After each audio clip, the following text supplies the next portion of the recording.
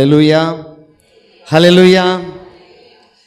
அன்பானவர்களே, நம்முடைய திருச்சபையின் ஒரு சிறப்பான அம்சமே வழிபாட்டிலே தேவனுடைய நாமத்தை துதிப்பதும் ஆண்டவருடைய சமூகத்தில் நம்மை அர்ப்பணிப்பதுமாகும். The praise and worship time. The praise and worship என்று சொல்லும்போது ரெண்டு காரியங்கள் அடங்கியிருக்கிறது. ஒன்று, கடவுளை மனதார துதிப்பது.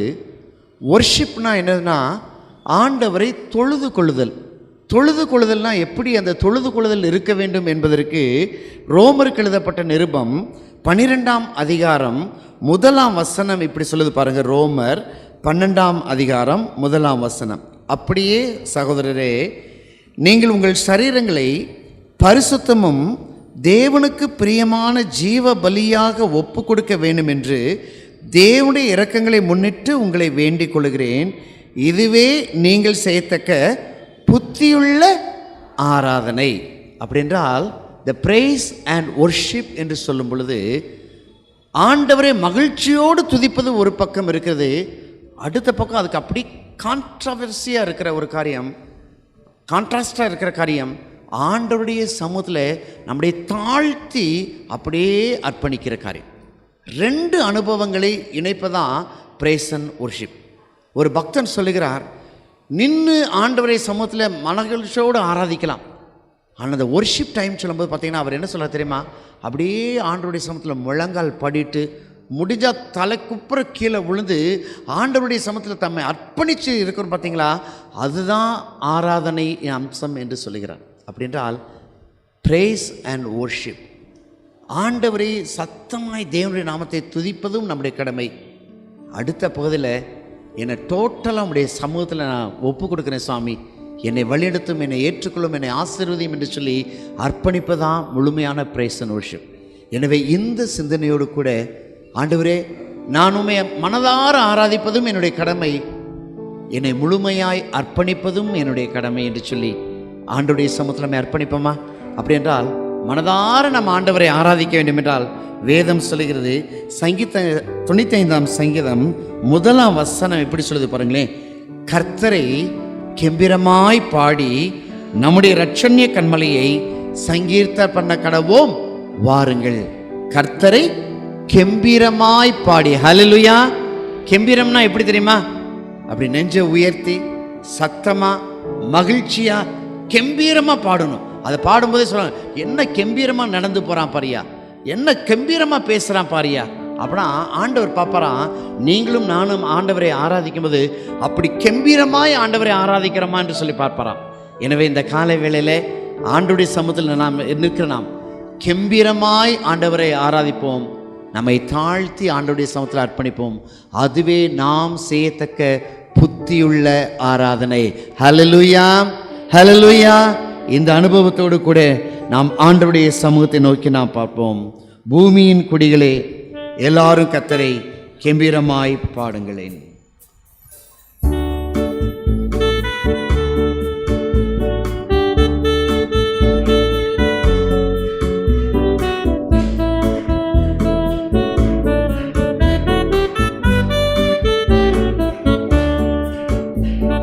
பூமியின் குடிகளே, எல்லோரும் கர்த்தரை கெம்பீரமாகவே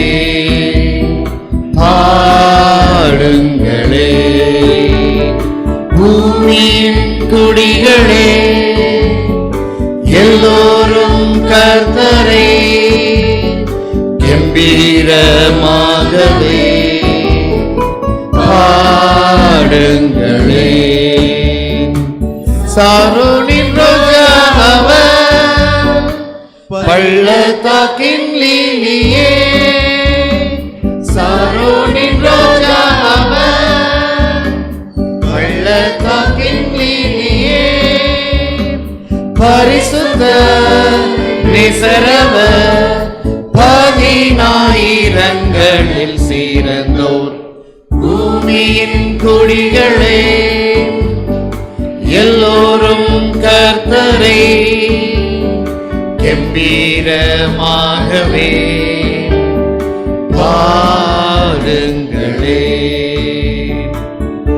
அவர் வார்த்தையில் உண்மையுள்ளவர். அவர் வாக்குத்தத்தம் செய்துட்டால் நீ கலங்காதே, திகையாதே. ஜெயம் தந்து நம்மை காக்கிற தேவன். எனவே வார்த்தையில் உண்மையுள்ள கர்த்தரை நம் மனதார நாம் ஆராதிப்போமா?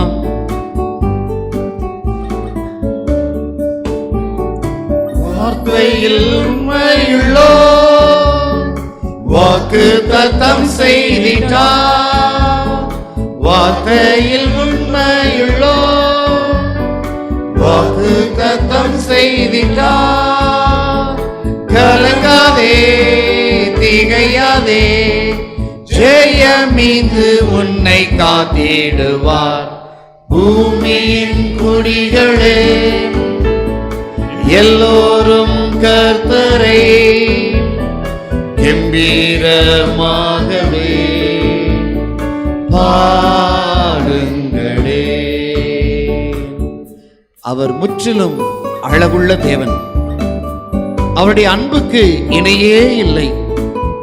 அவருடைய நேசம் திராட்சை ரசத்திலும் மதுரமாயிருக்கும். அவர் ஊற்றுண்ட பரிமள தைலமாய் நறுமணம் வீசுகிற கர்த்தர். அந்த உன்னதமான தேவனை ஆராதிப்பது நமது கெம்பீர கடமையாயிருக்கிறது.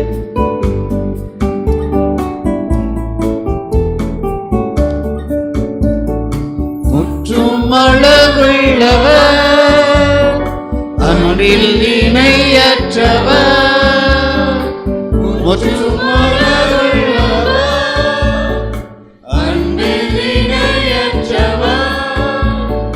மதுரமாம் அவர் நேசம், நாமம் ஊற்றுண்ட பரிமளம். பூமியின் குடிகளே, எல்லோரும் கர்த்தரை கம்பீரமாகவே பாடுங்களே. பூமியின் குடிகளே, எல்லோரும் கர்த்தரை கம்பீரமாகவே பாடுங்களே.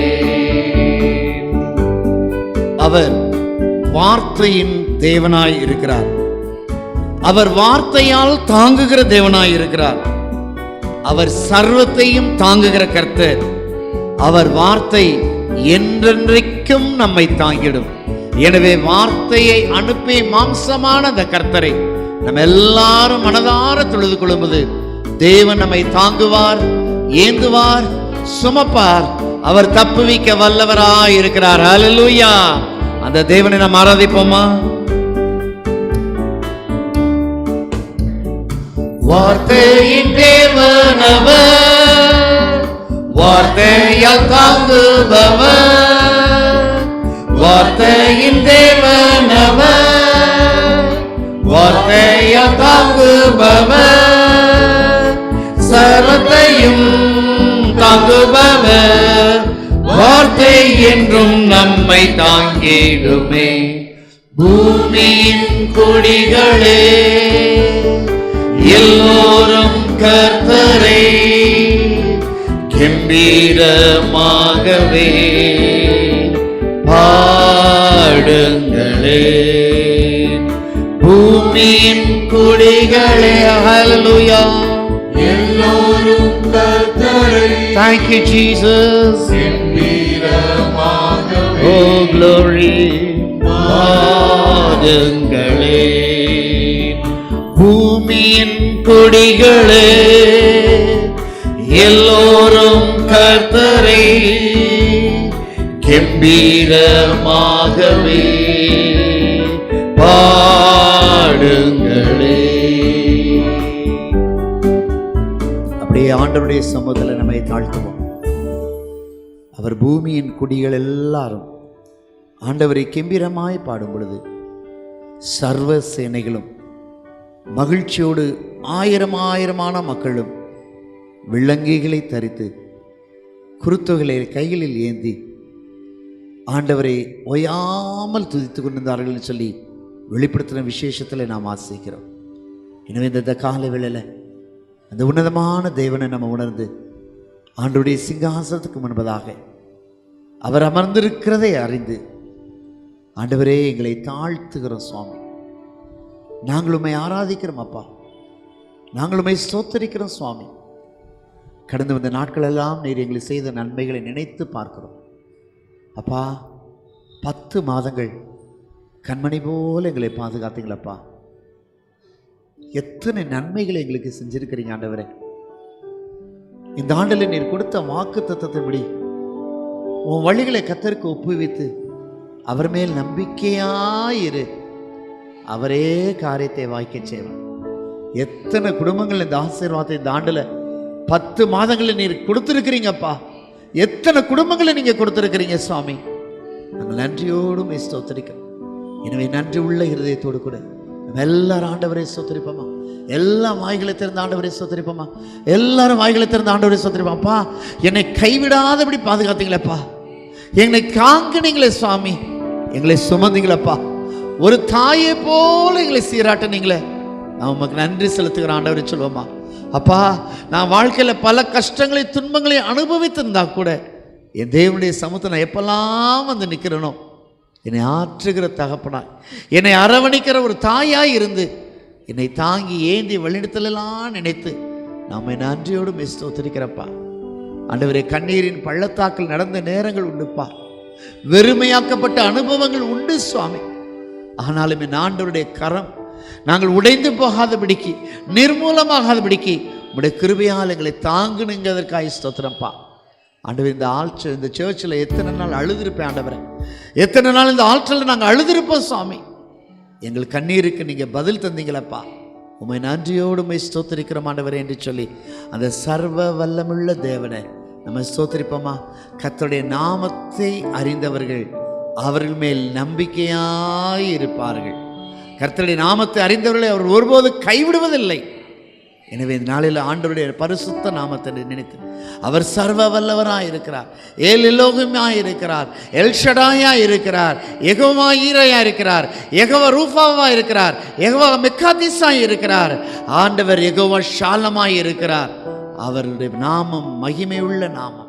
இந்த நாமத்தை தொழுது கொள்கிறவர் ரட்சிக்கப்படுவான்னு சொன்னது போல ஆண்டவரே, இந்த காலை வேளையில் நான் மனதாரும் ஸ்தோத்திரிக்கிற ஆண்டவரேன்னு சொல்லி நம்ம எல்லாரும் எழுந்து நின்று நம்ம எல்லாம் வாய்களை திறந்து கண்களை மூடி அந்த பரலோகத்தின் அனுபவத்தை பெற்றுக்கொண்டவர்களாக, எப்படி வெள்ளை சிங்காசனத்தில் ஆண்டவர் வீற்றிருக்கும் பொழுது அவருக்கு முன்பதாய் சர்வ சேனைகளும் ஒரு பிரைஸ் அண்ட் வொர்ஷிப்பில் அப்படி நிற்பது போல நின்று நம்ம எல்லாரும் ஆண்டவரை ஸ்தோத்திரிப்போமா.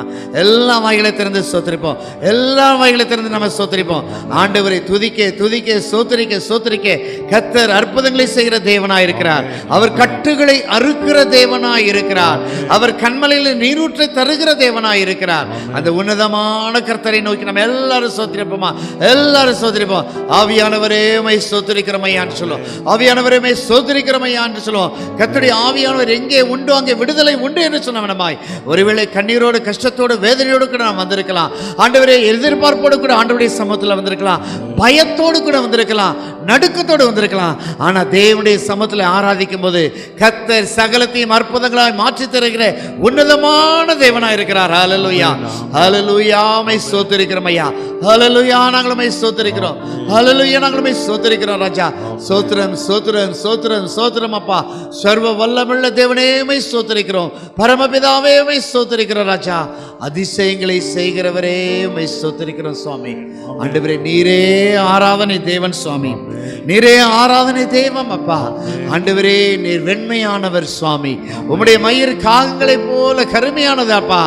ஆண்டவரே, உம்முடைய கன்னங்கள் கந்தவர்க்க பாத்திகள் சுவாமி. உம்முடைய கண்கள் பாலில் கழுவப்பட்ட ஆண்டவரே திராட்சை போல இருப்பதற்காக ஸ்தோத்திரிக்கிறோம் ஐயா. அப்படிப்பட்ட அழகுள்ள தேவன் தான் சுவாமி. நீர் எங்களுக்காய் அடிக்கப்பட்டீரப்பா. நீர் எங்களுக்காய் அடிக்கப்பட்டீர் சுவாமி. எங்களுக்காக நீர் முகத்தை அசட்டை பண்ணப்பட்டீர் சுவாமி. ஆண்டவரே, முழுகிறவனுடைய முதுகை போல ஆண்டவரே, உம்முடைய முதுகெல்லாம் அடிபட்டதை நாங்கள் அறிக்கிறோம் அப்பா. ஆண்டவரே, உம்முடைய முகத்தில் காரி துப்பப்பட்டது சுவாமி. எதற்காக? எங்களுக்காக ஆண்டவரே. அப்படிப்பட்ட சர்வ வல்லமுள்ள தேவனை நாங்கள் மனதார ஸ்தோத்திரிக்கிறோம் அப்பா. உம்மை மனதார ஸ்தோத்திரிக்கிறோம். உம்மை மனதார ஸ்தோத்திரிக்கிறோம் அப்பா. எங்களுக்காக நீர் பட்ட பாடுகள், எங்களுக்காக நீர் பட்ட பாடுகள், எங்களுக்காக நீர் தந்த விடுதலைக்காக நாங்கள் நன்றி செலுத்துகிறோம் சுவாமி, நன்றி செலுத்துகிறோம் அப்பா. ஆண்டவரே, உம்முடைய கரத்தில் எங்களை ஒப்பு கொடுக்கிறோம் சுவாமி. ஆண்டவரே, நீங்கள் எங்களை வழிநடத்துகிற கர்த்தர் சுவாமி, நீர் எங்களை வழிநடத்துகிற கர்த்தர் அப்பா. யெகோவா நிசியா இருக்கிறீர் சுவாமி. You are the banner of us. ஆண்டவரே, உங்களுடைய பேனருக்குள்ள நாங்கள் இருக்கும்போது எங்களுக்கு ப்ரொடெக்ஷனை நீங்கள் தருகிறப்பா. எங்கள் தேவைகளை சந்திக்கிற தேவனாக இருக்கிறதற்காக ஸ்தோத்திரிக்கிறோம்.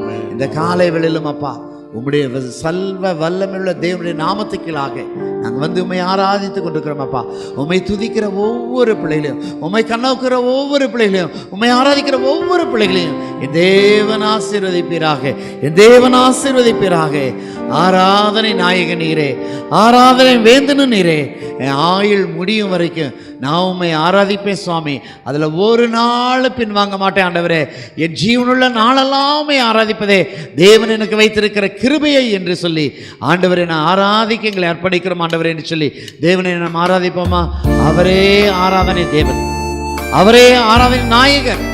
அந்த தேவனை நாம் ஆராதிக்கும் போது ஆண்டவருடைய நாமம் நம்மை ஆற்றி தேற்றுகிற வல்லமையுள்ள நாமமா இருப்பதற்காக ஸ்தோத்திரிப்போமா?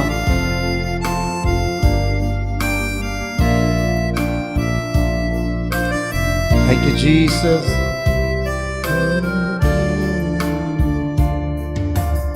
ஆராதனை நாயகன் நீர். மனசுல ஆழத்துல இருந்து சொல்லுமா? ஆராதனை வேந்தனும் நீர். மகிமை ஆண்டவரே. Hallelujah. Thank you, Jesus. Thank you, Lord. Hallelujah. ஆயுள் முடியும் வரை உம்மை தொழுதிடுவேன். Thank you, mighty Master.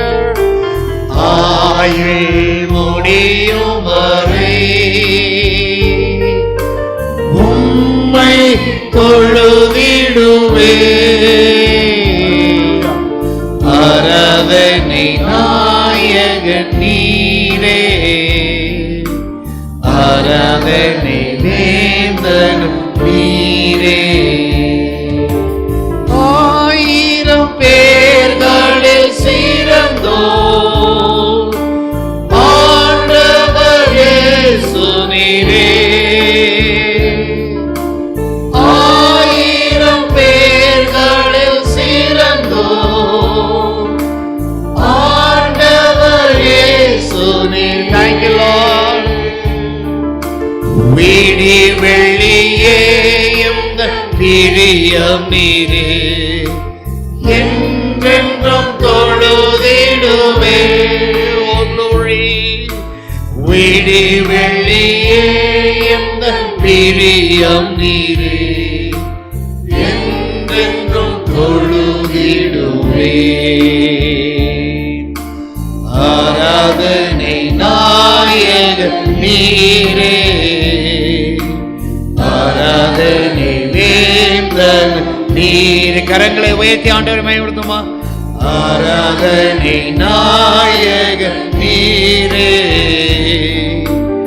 ஆராதனை வேந்தன் நீரே.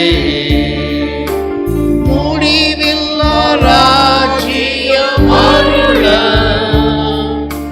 திரும்பவும் வருவேன் என்றீர். ஆமாண்டவரே, முடிவில்லா ராஜ்யம் அருள திரும்பவும் வருவேன் என்றீர். ஆயத்தமாய் நான் சேர்ந்திடவே அனுதினம் நடத்திடுவேன். ஆயத்தமாய் நான் சேர்ந்திடவே அனுதினம் நடத்திடுவேன். ஆராதனை நாயகன் நீரே, ஆராதனை வேந்தன் நீரே, ஆராதனை நாயகன் நீரே, ஆராதனை வேந்தன் நீரே.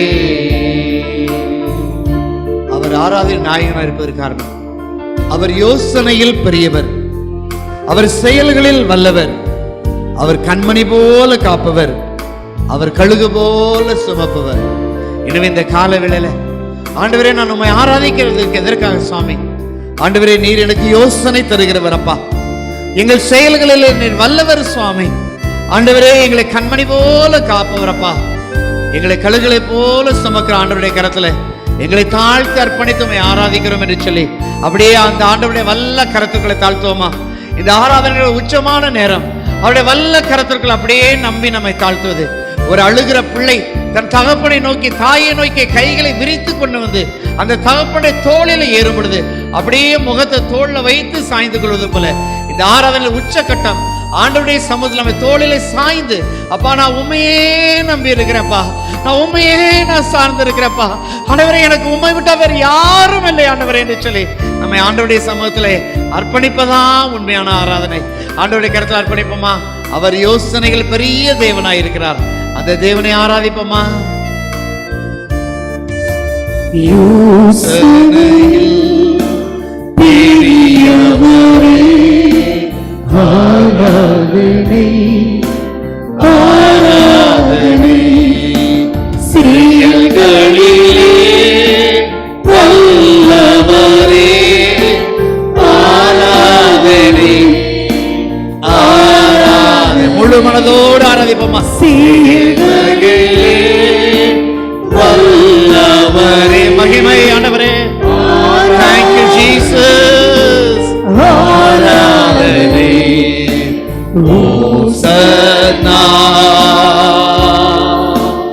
உன்னத தேவனே, ஓசன்னா ஓசன்னா ஓசன்னா. ஆவியானவரே, எங்களை நிரப்புவீராக. ஓசன்னா, உன்னத தேவனே. Thank you Jesus. ஆராதனை ஓசன்னா ஓசன்னா. கண்மணி போல் காப்பவரே, கண்மணி போல் காப்பவரே, ஆராதனை ஆராதனை. கழுகு போல சுமப்பவரே, ஆராதனை ஆராதனை. Thank you Jesus. கழுகு போல சுமப்பவரே, ஆராதனை ஆராதனை. ஓசன்னா. Thank you Jesus. உன்னத. Thank you Holy Spirit. ஆண்டவரே, எங்களை ஆசீர்வதியும். ஓசன்னா ஓசன்னா ஓசன்னா. உம்மை ஆராதிக்கிற பிள்ளைகளை ஆண்டவரே நீர் ரட்சிப்பீராக. ஓசன்னா, உன்னத தேவனே. Thank you Lord. ஓசன்னா ஓசன்னா ஓசன்னா. ஓசன்னா என்று சொன்ன என்ன அர்த்தம் தெரியுமா? ஆண்டவரே எங்களை ரட்சியும் என்று அர்த்தம். லார்ட் சேவ் அஸ் என்று அர்த்தம். உங்க கண்ணீரிலிருந்து ஆண்டவர் நம்மை மீட்கிற தேவனாய் இருக்கிறார். அவர் கவலையிலிருந்து மீட்கிற தேவனாய் இருக்கிறார். நம்முடைய பிரச்சனைகளிலிருந்து மீட்கிற தேவனாய் இருக்கிறார். நம்முடைய பலவீனங்களிலிருந்து மீட்கிற தேவனாய் இருக்கிறார். இதையெல்லாம் யார் யாரெல்லாம் உணர்கிறீங்களோ, இதை யாரெல்லாம் விசுவாசிக்கிறீங்களோ அப்படி டோட்டலா சரண்டர் பண்ணுவோமா? ஆண்டவரே, புத்தியுள்ள ஆராதனை நாங்க ஆராதிக்கிறோமப்பா. We surrender ourselves unto you Lord. We surrender ourselves unto you Lord. ஆண்டவரே, எங்களை அர்ப்பணிக்கிறோமப்பா. நீரே எங்களை வழிநடத்துகிறவர் சுவாமி. ஆண்டவருடைய சமூகத்தில் உங்களுடைய விண்ணப்பத்தை நம்ம இறக்கி வைக்கும் பொழுது, நம்முடைய கண்ணீரை இறக்கி வைக்கும் பொழுது, நம்முடைய வேண்டுதல்களை இறக்கி வைக்கும் பொழுது, நம்முடைய பாரங்களை இறக்கி வைக்கும் பொழுது அவரே சுமக்கிற தேவனாய் இருக்கிறார். அவர் கண்ணீரை காண்கிற தேவனாய் இருக்கிறார். நம்முடைய ஏக்கங்களை மாற்றுகிற தேவனாய் இருக்கிறார். நம்முடைய தலைகளை உயர்த்துகிற தேவனாய் இருக்கிறார். அபிஷேகத்தால் நிரப்புகிற தேவனாய் இருக்கிறார். எனவே அந்த நல்ல தேவனை நம்ம ஆண்டவருடைய கரத்தில் அர்ப்பணித்து, எங்கள் விண்ணப்பத்தை கேட்கிறவரே, எங்கள் கண்ணீரை காண்பவரே, எங்கள் சுகம் தருகிறவரே, உமக்கு நன்றி அப்பா என்று சொல்லி நம்முடைய ஆராதனை ஆண்டவருடைய சமூகத்தில் வைப்போமா? ஆண்டவருடைய சமூகத்தில் நம்முடைய பாரங்களை எல்லாம் நம்ம இறக்கி வைப்போம். நம்முடைய தேவைகள் எல்லாம் இறைக்கப்போம். அப்பா, இன்னும் என் பிள்ளைகளுக்கு கல்யாணம் ஆகலைன்னு சொல்லி நான் நினைக்கிறோமா? ஆண்டவரே, இன்னும் என் பிள்ளைகளுடைய வாழ்வில் ஒரு ஆசீர்வாதம் இல்லைன்னு நினைக்கிறோமா? இன்னும் என் குடும்பத்தில் ஒரு தேவை இருக்குதுன்னு சொல்லி இருக்கிறோமா? இன்னைக்கு இந்த ஆண்டவருடைய சமூகத்தில் அப்பா என்னை அர்ப்பணிக்கிறேன் சுவாமி, நீரே என்று அர்ப்பணிக்கிறப்பா. எனக்கு ஒரு விடுதலையை தாங்கப்பா, ஒரு ஆசீர்வாதத்தை தாங்க. என்னுடைய பாவத்திலிருந்து, என்னுடைய அக்கிரமத்திலிருந்து, என் மீறுதலிலிருந்து, என் அந்தரங்க பாவத்திலிருந்து எனக்கு ஒரு விடுதலையை தாருங்கன்னு சொல்லி நம்ம கேட்போம். அவர் விண்ணப்பத்தை கேட்கிறவர், அவர் கண்ணீரை காண்கிறவர், என்னை தோளில் சுமக்கிற ஆண்டவர். அந்த தேவனை ஆராதித்து ஆண்டவருடைய கரத்தில் அர்ப்பணிப்போமா? அவர் பெரிய காரியங்களை செய்கிற தேவனாய் இருக்கிறார். அவரையே நாம் சார்ந்து கொள்வோமா? விண்ணப்பத்தை கேட்பவரே, என் கண்ணீரை காண்பவரே, சுகம் தருபவரே, ஸ்தோத்திரம் இயேசையா. யார் யாருடைய கண்ணீரை எல்லாம் உங்க விண்ணப்பத்தை ஆண்டவர் கேட்கிறவரா இருக்கிறார். எங்கள் கண்ணீரை காண்பவர். Thank you Jesus. சுகம் தருபவரே, ஸ்தோத்திரம் இயேசையா. எங்களை நேசித்து வழிநடத்த அன்பு தாபனே, மனதார நாங்கள் உண்மை ஆராதித்திருக்கிறோம் அப்பா. உம்முடைய சமூகத்தை தாழ்த்தி இருக்கிறோம் ஆண்டவரே. எங்கள் தேவைகளை விண்ணப்பங்கள் எல்லாம் உடைய சமூகத்தில் அர்ப்பணித்திருக்கிறோம் சுவாமி. இன்னைக்கு ஆண்டவருடைய சமூகத்தில் நின்று ஆராதித்த பிள்ளைகள் ஒரு நாள் இந்த இடத்துல சாட்சி சொல்லணும் சுவாமி. என் விண்ணப்பத்தை ஆண்டவர் கேட்டார், என் கண்ணீரை ஆண்டவர் துடைத்தார், என்னை சமாதானத்தோடு இன்னைக்கு அனுப்பினார், என் பாரங்களை எல்லாம் ஆண்டவருடைய சமூகத்தில் இறக்கி வைத்திருக்கிறேன்னு சொல்லி ஆண்டவரை நோக்கி நாங்கள் பார்க்கிறோம் சுவாமி. ஆண்டவரே, எங்கள் தேவைகள் எதிர்பார்ப்புகள் உண்டு சுவாமி. குடும்பத்தின் சூழ்நிலைகள் உண்டப்பா. கட்டப்பட்ட சூழ்நிலைகள் இருக்கலாம். கட்டவிழ்கிற ஆண்டவருடைய கரத்தில் எங்களை அர்ப்பணிக்கிறோம் சுவாமி. தேவன் அதிசயங்களை செய்கிறவர், தேவன் அற்புதங்களை செய்கிறவர். தேவனுடைய நாமம் நம்மை மேல் மகிமைப்படும். இன்னைக்கு இந்த காலை வேளையில் ஆண்டவருடைய சமூகத்தில் நம்ம மகிழ்விக்க மன்னாவே சொன்னது போல ஆண்டவர் உங்களையும் என்னையும் மலை மேல் வைத்திருக்கிற பட்டணமாய் வைத்திருப்பார். நம்ம ஒளி வீசும் பிள்ளைகளாய் ஆண்டவர் வைத்திருக்கிறார். அநேகருக்கு ஒரு சாட்சியின் பிள்ளைகளாய் ஆண்டவர் வைத்திருக்கிறார். அநேகருக்கு நம்மை முன்மாதிரியின் பிள்ளைகளாய் வைத்திருக்கிறார். நம்முடைய குடும்பங்களை கர்த்தர் மேன்மைப்படுத்துகிற தேவனாய் இருக்கிறார். நம்ம எல்லா கரங்களை ஒரு விசை தட்டி பலமாய் ஆண்டவருடைய சமூகத்தில் கரங்களை தட்டி, ஆண்டவரே உமக்கு நன்றியோடுமே ஸ்தோத்திரிக்கிறோம் அப்பா, உமை நன்றியோடுமே ஸ்தோத்திரிக்கிறேன் சுவாமி. ஆண்டவரே, நீர் எங்களை மலையின் மேல் வைக்கிற பட்டணமாய் ஒளி வீசுகிற பிள்ளையாக என்னை மாற்றினதற்காய் நன்றி சுவாமி. யாதல்லாட் யாவே மெக்காதீஸ். ஆண்டவரே, எங்களை பரிசுத்தப்படுத்தி ஆசீர்வதிங்கப்பா. இயேசுவின் நாமத்தில் தாழ்மையோடு கேட்கிறோம் ஜீவனுள்ள பரம பிதாவே, ஆமேன் ஆமேன். அமர்ந்து கொள்வோம். இவ்வண்ணமாக உம்மை வணங்குவேன். என் நீதி இயேசு கிறிஸ்துவே, உம்மை பற்றினேன். நானே உலகத்திற்கு ஒளியாய் இருக்கிறேன் என்று சொன்ன ஆண்டவரே, உம்முடைய வார்த்தை வல்லமையுடையது, உம்முடைய வார்த்தை ஜீவன் உள்ளது, உம்முடைய வார்த்தை மாற்றங்களை கொடுக்கக்கூடியது. அப்படிப்பட்ட வார்த்தைக்கு நாங்கள் அனைவரும் அர்ப்பணிக்கிறோம். உம்முடைய வார்த்தையினால் இன்று எங்களை பலப்படுத்துவீராக, திடப்படுத்துவீராக. மீட்பர் இயேசு கிறிஸ்துவின் மூலமாய் ஜெபிக்கிறோம் ஜீவனுள்ள அன்பின் ஆண்டவரே, ஆமென். அன்பான திருச்சபை மக்களை, இன்றைக்கும் இந்த காலை நேரத்தில் இந்த தெய்வீக ஆராதனையில் ஒரு உணர்ச்சி பூர்வமான ஒரு நிலையில் நான் நின்று கொண்டிருக்கிறேன். ஏனென்று சொன்னால், நம்முடைய வாழ்வில் பாடுகள் வருவது, உபத்திரவங்கள் வருவது, சில துன்பமான சூழ்நிலைகள் வருவது இயற்கையாக இருக்கிறது. சில நேரங்களில் நாம் எதிர்பார்க்காத ஒரு சூழ்நிலைகளில் வருகிறது. ஆனால் உங்கள் முன்பாக நின்று கொண்டிருக்கிற அடியேன் மரணத்தின் விளிம்பை பார்த்து வந்திருக்கிறேன். ஒரு ஆமேன் சொல்லலாமா? மரணத்தின் விளிம்பு, அந்த மரண எப்படி இருக்கும் என்பதை உணர்வதைப் போல நான் இருந்து வந்திருப்பதை உங்கள் முன்பாக நான் உணர்ச்சி பூர்வமாக தெரிவிக்கிறேன். ஒன்றே ஒன்றுதான்.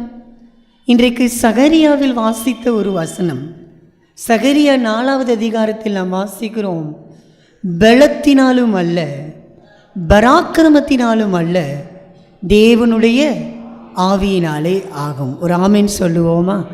இந்த காலை நேரத்தில் தேவனுடைய ஆவியானவர் நம்மை சுகப்படுத்துகிறார். தேவனுடைய ஆவியானவர் நம்மை பலப்படுத்துகிறார். இப்பேற்பட்ட சூழ்நிலையில் நாம் யார் என்பதை உணர்ந்து கொள்ளுகிறோம். நாம் எதை செய்ய வேண்டும் என்பதை உணர்ந்து கொள்ளுகிறோம். ஆண்டவர் யார் என்பதை உணர்ந்து கொள்ளுகிறோம். நம் பக்கத்தில் இருக்கிற மனிதர்களை உணர்ந்து கொள்ளுகிறோம். நாம் எப்படியாக வாழ வேண்டும் என்று சொல்லி கற்றுக்கொள்ளுகிறோம். இன்றைக்கு நாம் மகிழ்விக்கும் அண்ணாவில் சொன்ன ஒரு அருமையான ஒரு வசனம், நீங்கள் உலகத்திற்கு வெளிச்சமாய் இருக்கிறீர்கள், மலையின் மேல் இருக்கிற பட்டணம் மறைந்திருக்க மாட்டாது. நாம் இருக்கிற ஒவ்வொரு சூழ்நிலைகளிலும் நான் யார் என்பதை உணர்ந்து கொள்ள வேண்டும். என் ஆண்டவர் யார் என்பதை நான் உணர்ந்து கொள்ள வேண்டும். 3வது வார்த்தை, நம் பக்கத்தில் இருக்கிற மனிதர்களை புரிந்து கொள்ள வேண்டும். நாம் எப்படியாக வாழ வேண்டும் என்று சொல்லி கற்றுக்கொள்ள வேண்டும். நீங்கள் உலகத்திற்கு வெளிச்சமாயிருக்கிறீர்கள். மிஷனரியான கிரகாம் ஸ்டெயினுடைய மனைவி கிளாடிஸ் ஸ்டெயின் சொன்ன ஒரு அருமையான ஒரு வார்த்தை, பூமியில் கரிக்கட்டையான அவர்கள் பரலோகத்தில் நட்சத்திரங்களைப் போல பிரகாசித்து கொண்டிருப்பார்கள். பூமியில் கரிக்கட்டையான அவர்கள் பரலோகத்தில் எப்படி இருப்பாங்களா? நட்சத்திரங்களைப் போல பிரகாசித்து கொண்டிருப்பார்கள். இது எந்த சூழ்நிலையில் சொன்ன வார்த்தை தெரியுமா? கிரகாம் ஸ்டெயின் தன்னுடைய மனைவி, 2 மகன்கள், ஒரு பெண் குழந்தை, ஒரிசா மாநிலத்தில் மனோகாஃபா என்கிற ஒரு இடத்தில் அவர்கள் தொழுநோயாளிகளின் மத்தியில் மலைவாழ் பகுதியில் ஆண்டவருடைய திருப்பணியை செய்கிறார்கள். அவர்கள் யாருக்கும் போய் சுவிசேஷம் சொல்லவில்லை. இது குறிப்பிடத்தக்கது. எந்த ஒரு இந்து மதத்தை சார்ந்தவருக்கோ யாருக்கும் போய் சுவிசேஷம் சொல்லவில்லை. ஆனால் அவர்கள் தொழுநோயாளிகளின் மத்தியில் ஒரிசா மாநிலத்தில் மானோகாஃபான் என்கிற இடத்தில் தன்னுடைய 2 மகன்கள், ஒரு பெண் குழந்தையோடு குடும்பமாக அவர்கள் திருப்பணி செய்கிறார்கள். இரவு நேரத்தில் கிரகாம் ஸ்டெயின் அவருடைய 2 மகன்கள் பிலிப்பு, தீமோத்தேயும் பிலிப்பும் ஜீப்பில் இருக்கிறார்கள். தூங்கி கொண்டிருக்கிற நேரத்தில் 100 மதவாதிகளால் மண்ணெண்ணெயை ஊற்றி எரிக்கப்படுகிறார்கள். 100 மதவாதிகளால் மண்ணெண்ணெயை ஊற்றி எரிப்பது மாத்திரமல்ல, அவர்கள் ஓடி போகக்கூடாது என்பதற்காக வில் அம்புகளை வைத்து கொண்டு அந்த ஜீப்பை பாதுகாத்து கொண்டிருந்தார்கள். அவர்கள் கரிக்கட்டையானார்கள். ஆனால் நீங்கள் உலகத்திற்கு வெளிச்சமாயிருக்கிறீர்கள். இன்றும் அவர்களை பேசிக்கொண்டிருக்கிறோம். 1999ஆம் ஆண்டு 20ஆம் நூற்றாண்டின் கடைசியில் நடந்த காரியத்தை 2024இல் நாம் பேசிக்கொண்டிருக்கிறோம். You are the light of the world. நீங்கள் உலகத்திற்கு வெளிச்சமாயிருக்கிறீர்கள். மலையின் மேல் இருக்கிற பட்டணம் மறைந்திருக்க மாட்டாது. அவர்கள் கரிக்கட்டையானார்கள். ஆனால் தேவ அன்பென்னும் வெளிச்சம் அவர்கள் உள்ளத்தில் இருந்தது. ஒரு ஆமேன் சொல்லுவோமா? இன்றைக்கும் நமக்குள்ளே எந்த வெளிச்சம் பிரகாசித்து கொண்டிருக்கிறது? எப்பேற்பட்டவர்களாய் நாம் வாழ்ந்து கொண்டிருக்கிறோம்? இன்னொரு சம்பவம் எனக்கு ஞாபகம் வருகிறது. ஒரு டாக்டர், அவரும் மருத்துவர், நெருப்பில் தன் பிள்ளைகளோடு கூட மரித்த ஒரு மிஷினரி. அவர் சொல்கிறாரு, எரித்த கொல்ல போகிறாங்க, எரியும் எங்கள் உடல்கள் இருண்ட இந்தியாவிற்கு கிறிஸ்துவின் தீபங்களாகட்டும். இன்றைக்கு மதவாத இயக்கங்களால் நாம் ஒடுக்கப்படுகிறோம். நம்முடைய இருதயம் சிதைக்கப்படுகிறது. ஆனால் மிக அழகாக நாம் தேவனை ஆராதித்து கொண்டிருக்கிறோம்.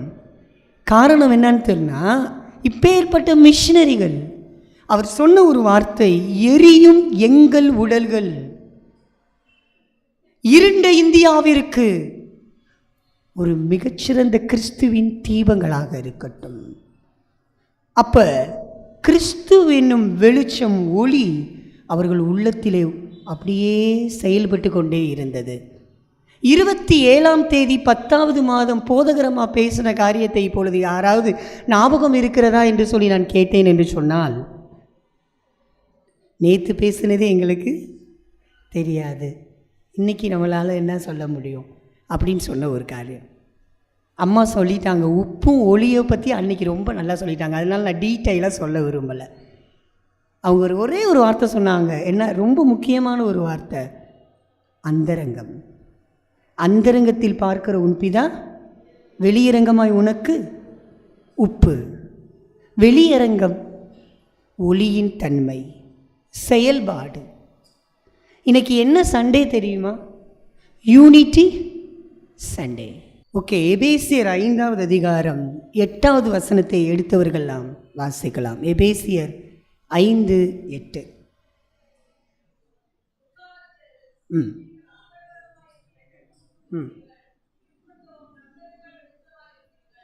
முற்காலத்தில் நாம் எப்படி இருந்தோம்? அந்தகாரமாய் இருந்தோம். இப்பொழுதோ கர்த்தருக்குள் வெளிச்சம். சரி, அந்த அந்தகாரமாய் இருந்தோம், அந்த இருளாய் இருந்தோம், நிறைய காரியங்களை சொல்லலாம். அதில் 3 வார்த்தை, பாவத்தில் வாழ்ந்து கொண்டிருந்தோம், அறியாமையில் இருந்தோம், தேவனுக்கு விட்டு பிரிந்திருந்தோம். அப்பேற்பட்ட சூழ்நிலையில் ஆண்டவர் நம்மை நடத்தினார் என்று சொல்லி இந்த பாடலை நாம் கேட்போம்.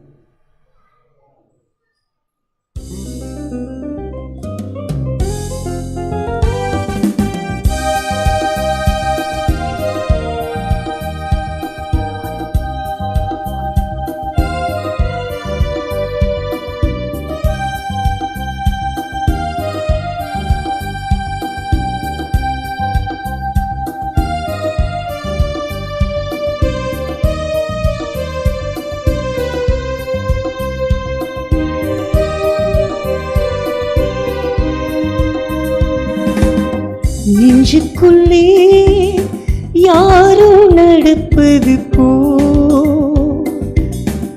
சத்தம் கேட்கிறது. நெஞ்சுக்குள்ளே யாரோ நடப்பது போ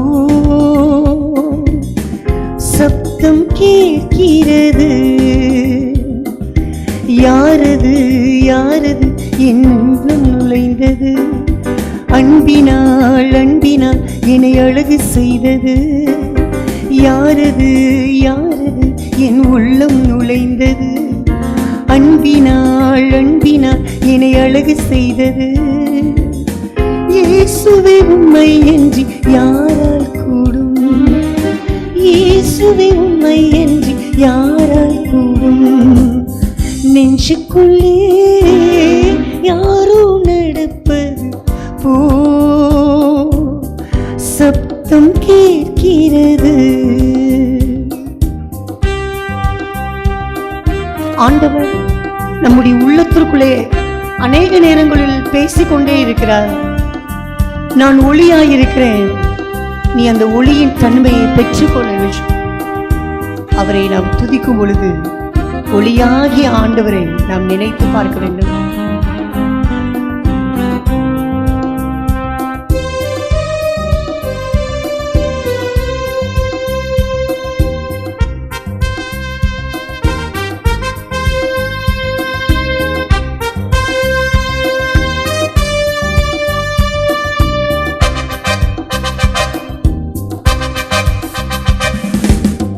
தேவனை துதிக்கும் புது பாடல் நாவில் தந்தார்.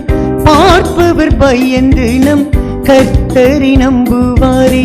யார் செய்தது இதை, யார் செய்தது, யார் செய்தது இதை, யார் செய்தது? பயங்கர குழியிலும் உளையான சேற்றிலும் தூக்கி நிறுத்தினவர், பயங்கர குழியிலும் உளையான சேற்றில் தூக்கி நிறுத்தினவர். நெஞ்சுக்குள்ளே யாரோ நடப்பது ஓ சப்தம் கேட்கிறது. நெஞ்சுக்குள்ளே யாரோ நடப்பது ஓ சப்தம் கேட்கிறது.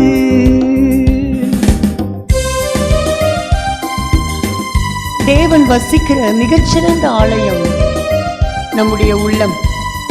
ஆண்டவரே, உம்முடைய வார்த்தைகள் எங்களில் தங்கட்டும் என்று சொல்லி நாம் அர்ப்பணிப்போம்.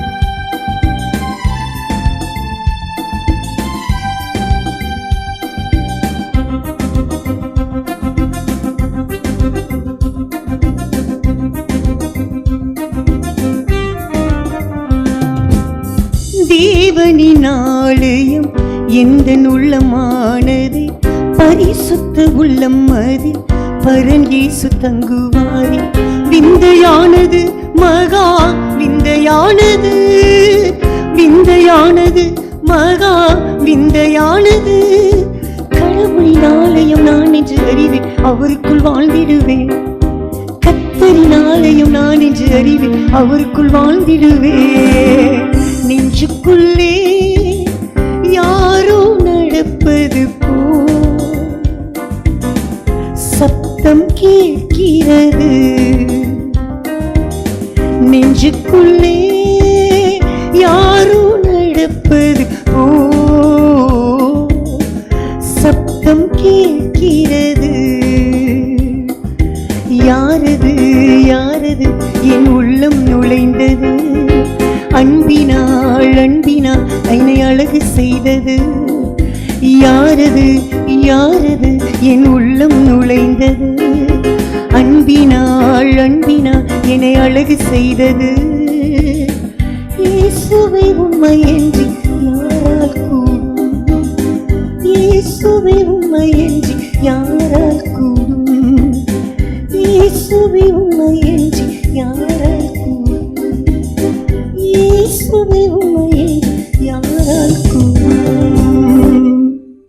ஆம், ஆண்டவர் ஒருவரே நம்மை பிரகாசிக்க முடியும், நம்மை பிரகாசிக்க செய்ய முடியும் என்பதை நாம் புரிந்து கொள்ள வேண்டும். ஒவ்வொரு நாளும் நாம் ஆண்டவருடைய படைப்புகளை பார்க்கும் போதெல்லாம் ஒன்றை புரிந்து கொள்ள வேண்டும், அது நமக்கு வாழ்வியல் பாடங்களை கற்றுத்தருகிறது. ஆண்டவர் இந்த உலகத்தில் முதலாவது எதை படைத்தார் சொல்லுங்க? வானத்தையும் பூமியை படைத்தார். ஓகே, அடுத்து அவர் ரொம்ப முக்கியத்துவம் கொடுக்கிறது வெளிச்சத்துக்கும் ரொம்ப முக்கியத்துவம் கொடுக்குறார். அந்த வெளிச்சத்தை ஆண்டவர் கொடுக்கும்போது நமக்கு ஒரு ஆன்மீக ரீதியான புரிதலை கற்றுக் கொடுக்கிறார். அதே காரியம் யோவான் 1 சொல்லும் பொழுது, எந்த மனுஷனையும் பிரகாசிப்பிக்கிற ஒளியே அந்த மெய்யான ஒளி. வெளிச்சத்திற்கு இம்பார்ட்டன்ட் கொடுக்குற ஆண்டவர் இப்போ என்ன சொல்கிறாருன்னா, நானே ஒளியாக இருக்கிறேன். படைப்பின் ஆண்டவர் ஒளியாக உலகில் வந்து பரிசுத்த ஆவியானவராய் செயல்பட்டு அந்த ஒளியின் தன்மையை நமக்கு கொடுத்து நம்மை செயல்பட வைக்கிறார். ஒரு ஆமேன் சொல்லலாமா? இப்போ அப்படிப்பட்ட ஆண்டவர், அவரை நாம் புரிந்து கொள்ள வேண்டும். அடுத்து நாம் பார்க்கிறோம், ஒளி என்பது எப்பவுமே ஒரு பெரிய வாழ்வை குறித்ததாக இருக்கும், இருள் என்பது ஒரு அழிவை குறித்ததாக இருக்கும், ஒரு சாவை குறித்ததாகவே இருக்கும். அப்போ ஏன் ஆண்டவர் இருளை படைக்கணும்? வித்தியாசத்தை காமிக்கணும். மனிதருக்கும் கடவுளுக்கும் ஒரு வித்தியாசத்தை காண்பிக்க வேண்டும். நீங்கள் குறித்து வச்சுக்கோங்க, இந்த வசனத்தை வாசிக்க நேரம் இல்லை. திருப்பாடல்கள் சங்கீதம் 139 12வது வசனத்தை குறித்து வச்சுக்கோங்க. அதே போல் சங்கீதம் 104 12வது வசனத்தை குறித்து வச்சுக்கோங்க. ஏன் ஆண்டவர் இருளை படைச்சாருன்னா, இருளால் அவரை ஒன்றும் செய்ய முடியாது. ஒரு ஆமென் சொல்லலாமா? ஆம், நான் இருளில் உட்கார்ந்திருந்தாலும் கர்த்தர் எனக்கு எப்படி இருப்பாராம்? இருளாயிருப்பார்னு போடலை, அவர் வெளிச்சமாய்தான் இருப்பார். ஏன்னா இருள் அவரை ஒன்றுமே செய்ய முடியாது. இருள் நம்மை பாதிப்படைய செய்ய வைக்க முடியும். அதுதான் மனிதருக்கும் ஆண்டவருக்குமான வித்தியாசம். நீங்கள் உலகத்திற்கு வெளிச்சமாக இருக்கிறீர்கள். அப்படிப்பட்ட ஆண்டவர் சொல்கிறாரு, ஏ ஒளி உங்களில் பிரகாசிக்கணும்னு சொல்லி. பிரகாசித்ததா? ஆம். யார் ஒருவர் ஆண்டவராகிய இயேசு கிறிஸ்துவை ஏற்றுக்கொள்கிறார்களோ அவர்கள் எப்படிப்பட்டவங்களாக இருக்கிறாங்கன்னா, நீங்கள் அப்போஸ்தலர் 2வது அதிகாரத்தை ஃப்ரீயாக இருக்கும்போது உட்காந்து போய் வாசிங்க. அவங்க ஒளியின் பிள்ளைகள் எப்படி இருப்பாங்க தெரியுமா?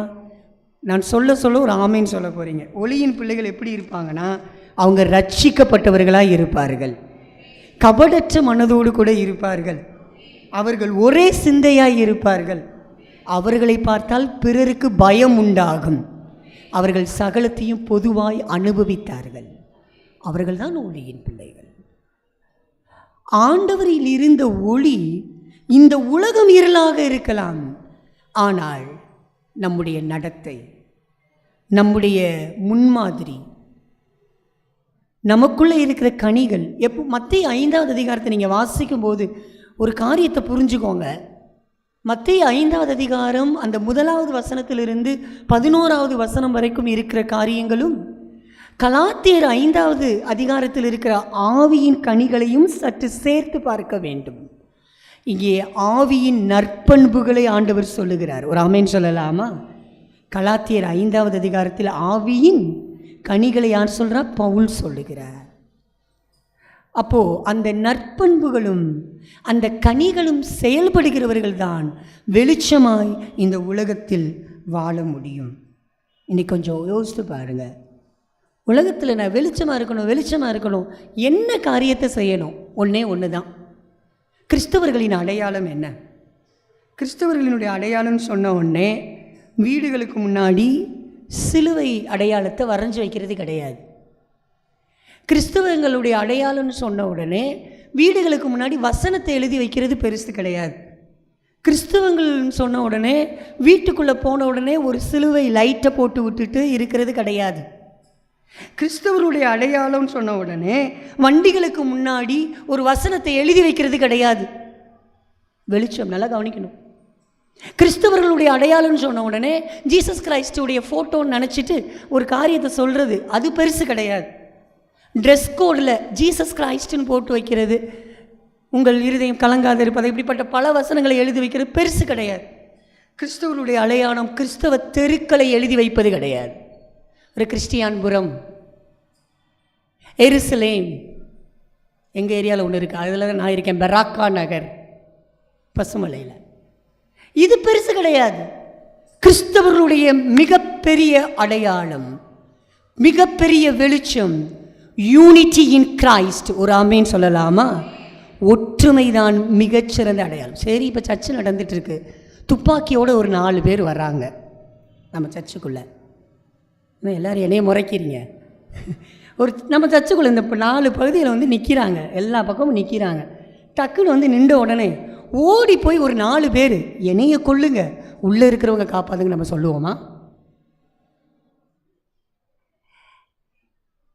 யூனிட்டி, மிகச்சிறந்த ஒற்றுமை, என்னைய கொன்றுங்க, அவங்கள உள்ளே இருக்கிறவங்கள விட்டுருங்க, அப்படி சொல்லுவோமா? உள்ளே இருக்கிறவங்களை விட்டுட்டு நம்ம மட்டும் ஓடி போயிடுவோமா? அப்போது எங்கே இருக்குது நம்மளுடைய ஒற்றுமை? முன்னாடி கிறிஸ்தவ அடையாளத்தை வைப்பது கிடையாது, என் வாழ்க்கையில் வாழ்ந்து காண்பிப்பதை ஆண்டவர் விரும்புகிறார். என்னுடைய ஃபேமிலியில் இன்றைக்கி எல்லா இடத்திலும் பிரிவினை வந்துவிட்டது.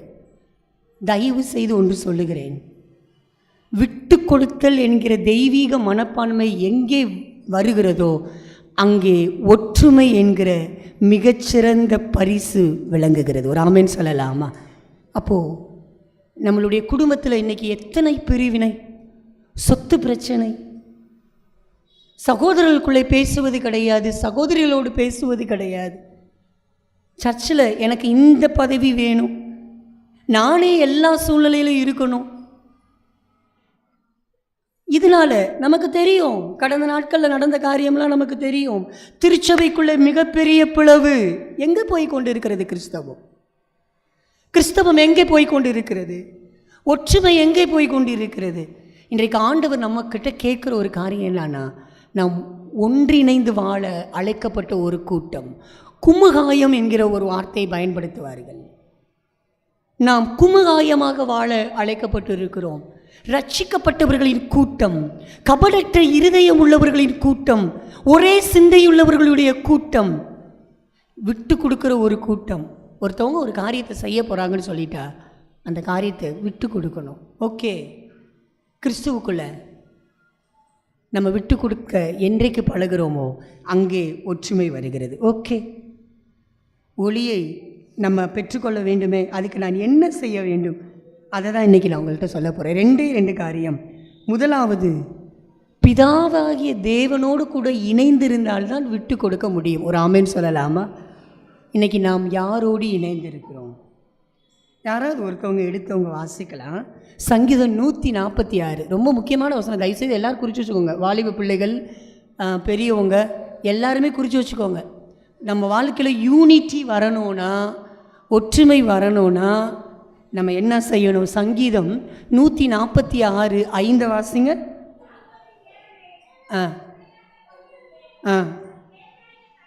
நல்லா கவனிங்க. யாக்கோபின் தேவனை தன் துணையாக கொண்டிருந்து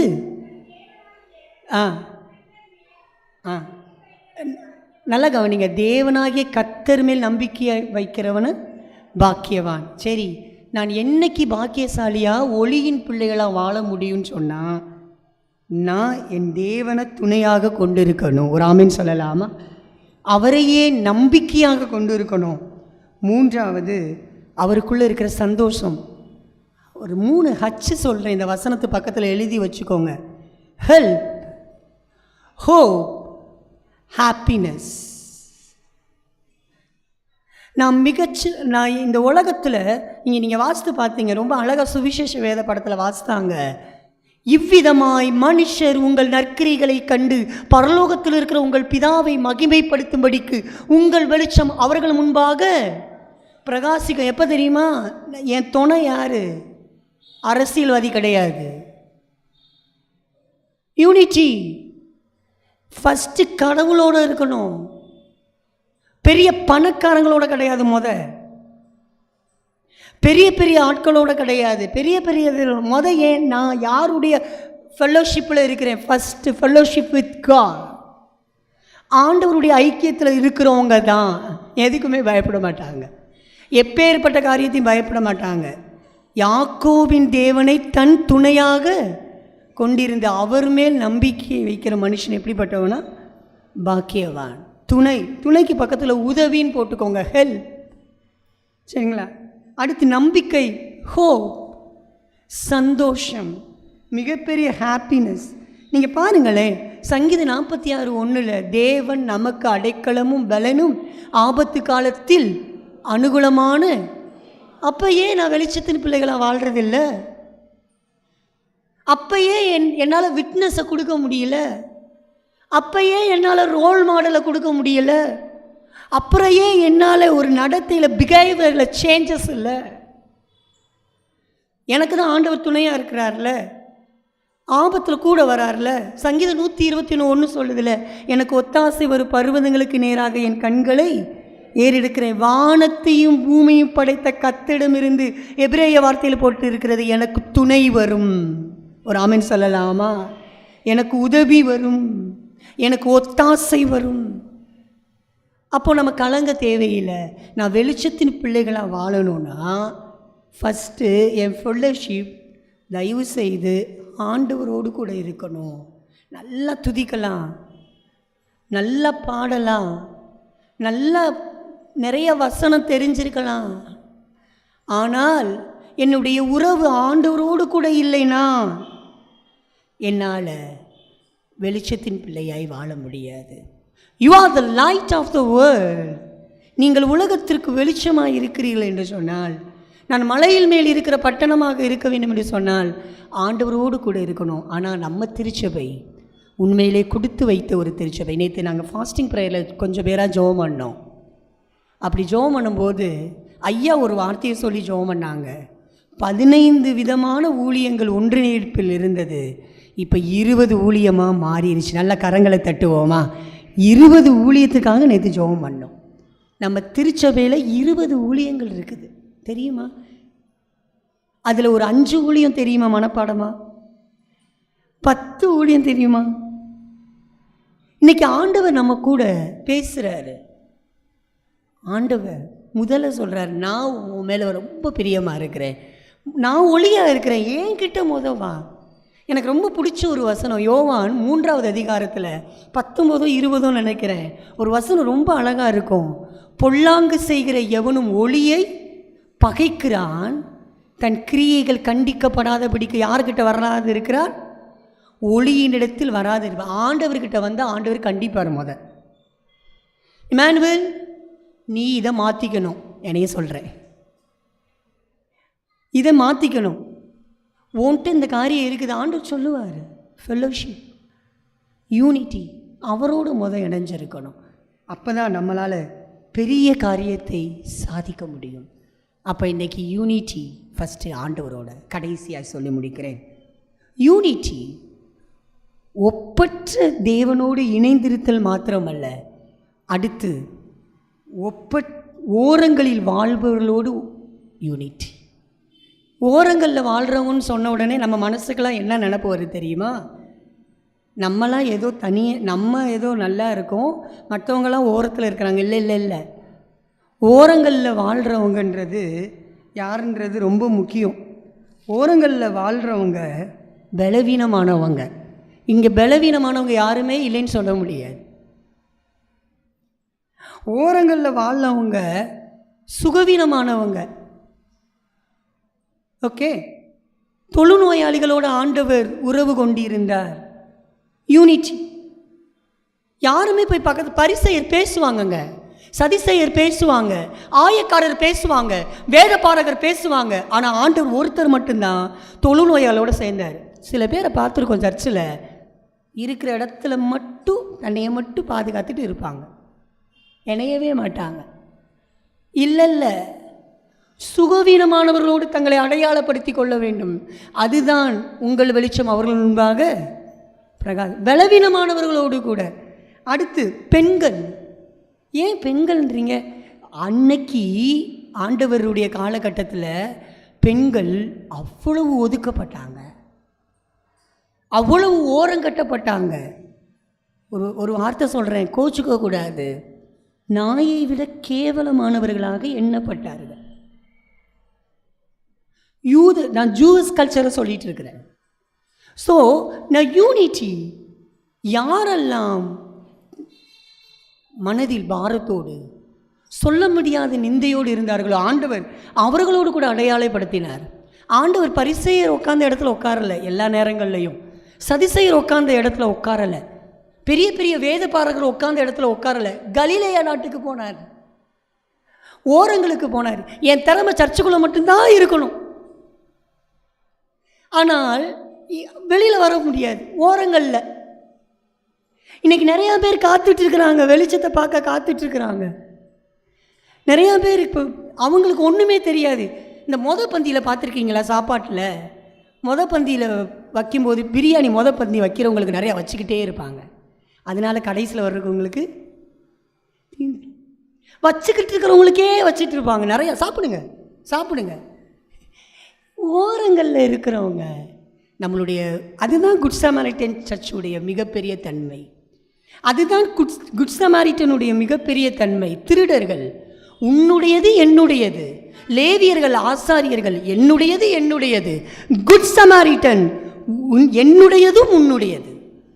ஒரு ஆமென் சொல்லலாமா? என்னுடையது உன்னுடையது. எவ்வளோ பெரிய குவாலிட்டி தெரியுமா? ஓரங்களில் வாழ்பவர்களோடு கூட யூனிட்டி. இன்றைக்கி ஆண்டவர் நம்ம கூட பேசுகிறார். ஒரு வசனத்தை நான் ஞாபகப்படுத்துகிறேன்.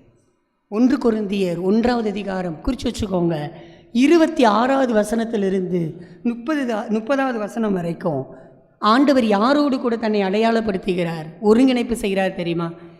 ஞானிகளை அல்ல, பலவான்களை அல்ல, பிரபுக்களை அல்ல, வல்லவர்களை அல்ல. ஆண்டவர் யாரோடு அடையாளப்படுத்துகிறார் தெரியுமா? பலமற்றவர்களோடு அடையாளப்படுத்துகிறார். ஒரு ஆமென் சொல்லலாமா? தாழ்ந்தவர்களோடு கூட தன்னை அடையாளப்படுத்துகிறார், இல்லாதவர்களோடு தன்னை அடையாளப்படுத்துகிறார். மத்தேயு 5வது அதிகாரத்தில் இந்த வெளிச்சத்தை பற்றி ஆண்டவர் ஏன் பேசினார் தெரியுமா? அங்கே ஆண்டவர் சொன்னார், இரக்கம் உள்ளவர்கள் பாக்கியவான்கள், இரக்கம் பெரியவர்கள். இருதயத்தில் சுத்தம் உள்ளவர்கள் பாக்கியவான்கள், அவர்கள் தேவனை தரிசிப்பார்கள். ஏன் இந்த வார்த்தையெல்லாம் சொல்லிட்டு இருந்தாருன்னா, அப்படிப்பட்ட மக்கள் உட்காந்துருக்காங்க, அவங்க இரக்கம் உள்ளவங்களாக இருக்கிறாங்க. யாருக்குமே இரக்கம் கிடைக்கல, அவங்க இரக்கம் உள்ளவங்களாக உட்காந்துருக்காங்க. நான் யாரோடு என்னை அடையாளப்படுத்துகிறேன்? ஆண்டவர் ரொம்ப அழகாக இன்னைக்கு நம்ம கூட பேசுகிறார். என்னோடு அடையாளப்படுத்துங்கள், ஓரங்கட்டப்பவர்களோடு கூட அடையாளப்படுத்துங்கள். இன்னும் ஆண்டவரை அறிய அநேகம் பேர் காத்து கொண்டிருக்கிறார்கள். நாமும் ஒரு கிரகாம் ஸ்டெயினாய் எழும்புவோம். ஆண்டவர் தாமே நம்மை ஆசீர்வதித்து வழிநடத்துவாராக. ஆமென். ஆராதனை நிறைவுக்காய் வருகிற நேரம். நான் வந்த வண்ணமாய் அல்ல, தேவன் என் மேல் ஒரு நோக்கமாய் இருக்கிறார். நாங்கள் வெளிச்சத்தின் பிள்ளைகளாக, ஐக்கியத்தின் பிள்ளைகளாக, அநேகருக்கு முன்மாதிரியாக இருக்கிற மலையின் மேல் இருக்கிற பட்டணமாக ஆண்டவர் நம்மை வைத்திருக்கிறார். அப்படி என்றால் இன்றைக்கு நான் கேட்ட 2 காரியங்கள்: கடவுளோடு கொள்ள உறவு, தேவை உள்ளவர்களோடு கொள்கிற உறவு. இந்த கிறிஸ்மஸ் காலம் முழுவதும் நம்முடைய திருச்சபையில் இதுதான் மையம்.